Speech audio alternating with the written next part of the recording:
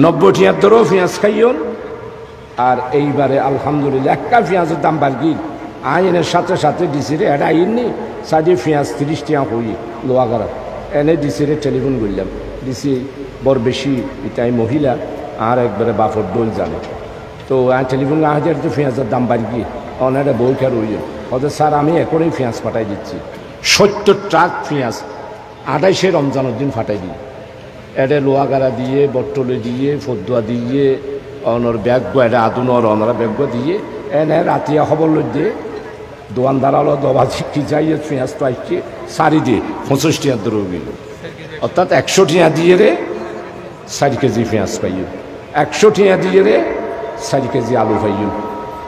এত সুন্দর 53 বছরে কেউ অস্বীকার করবেন না, শুকর আদায় করবেন। 72 সাল 74 সাল তারা দেখেছেন দুর্ভিক্ষ।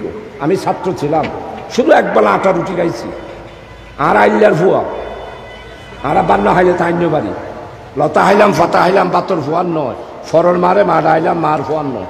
আর জিন খাইলে কেন ফ্যাট বরে সারি আর আসলের বাদ কা তো আর ফ্যাট বড় 74 সালের দুর্ভিক্ষ ফতেগানে মারা গিয়ে এই জাতিবা ক্ষমতা তাইলে দুর্ভিক্ষ, দুর্নীতি, ষড়যন্ত্র, বেবিচার, অত্যাচার, অনাচার, খুন, রাহাজানি যখনই ক্ষমতায় এসেছে। আপনাদের বয়স কত হয়েছে জানি না, আমরা বড় কষ্ট পাইছি 1974 সালের দুর্ভিক্ষের সময়। যারাই ক্ষমতায় এসেছে আমাদের জনগণকে শান্তি দিয়ে পারে নাই।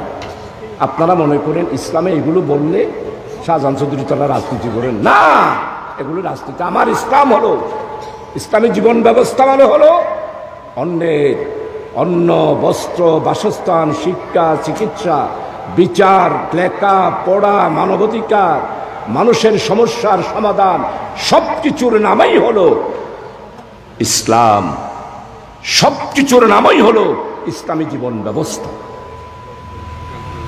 এই জন্য আমরা 83 বছর ধরে আমাদের মুরব্বীরাও সংগ্রাম করেছে, আমরাও করতেছি।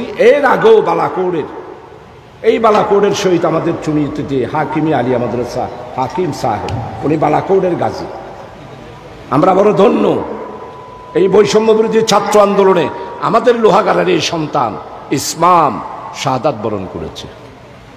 আমাদের এই সাতকানিয়ার ছেলে কালকে তাকে সম্বর্ধনা দিয়েছে সাদেক কাইয়ুম।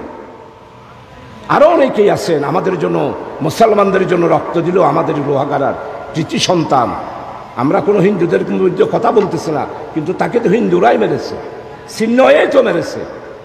সাইফুল ইসলাম আলিফকে জবাই করেছে, জবাই। আপনারা তো লাশ দেখেন নাই, আমি নিজে লাশ দেখেছি। কারবালার প্রান্তরে হযরত হুসাইন এবং হাসান রাদিয়াল্লাহু আনহু তাআলা শাহাদাতের বর্ণনা শুনেছি, কিন্তু চট্টগ্রাম কোর্টে সাইফুল ইসলাম আলিফের লাশ দেখার পরে আমার মহরমের কথা মনে হয়েছে। এরা বড় ডেঞ্জারাস। হযরত উলামায়ে কেরাম, আপনাদের কাছে অনুরোধ করব ছোটখাটো বিষয় নিয়ে আর একতালাপ নয়। ওয়াহাবি, সুন্নি, কেয়ামি, না কেয়ামি, ফাতিহা, দুরুস এই লইয়ে আর বাড়াবাড়ি নয়। আমাদের আমির জামাত ডক্টর শফিক সাহেব আহ্বান করেছে, আমরা এই চার দেওয়াল ভেঙে দিতে চাই। আমরা এখন ঐক্য চাই।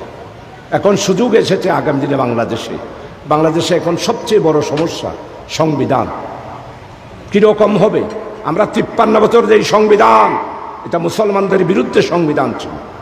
এটা মুসলমানদের সংবিধান নয়, এটা আমার মুক্তিযোদ্ধাদের সংবিধান নয়, এটা আমার দামাল ছেলেরা পাঞ্জাবিদের বিরুদ্ধে 9 মার্চ সশস্ত্র যুদ্ধ যারা করেছে তাদের সংবিধান নয়।